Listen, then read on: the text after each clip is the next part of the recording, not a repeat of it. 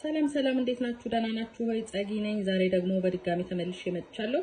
ዛሬ የምንሰራው በ2 ደቂቃ የምትደርስ ኬክ ነች ማለት ነው። በተለያየ ምክንያት ሰውነታችሁን መጨመር ማትፈልጉ ግን ጣፋጭ እየወደዳችሁ በተለያየ ምክንያት ለማትበሉ አሁን የምንሰራት ኬክ ሃይ ፕሮቲን ሎው ካርብ የሆነ ለሰውነታችን መጨመር ስጋት የማይሆንብን አፋችንን ጣፋጭ ሲያምረው መብላት የምንችለው ኬክ ይሆናል። ግብአቶቹን ቤኪንግ ፓውደር፣ ሲናመን ፓውደር፣ አልመንድ ፍላወር፣ ባተር፣ ሹገር ፍሪ ሃኒ፣ እንቁላል እና ቫኒላ ኤክስትራክት።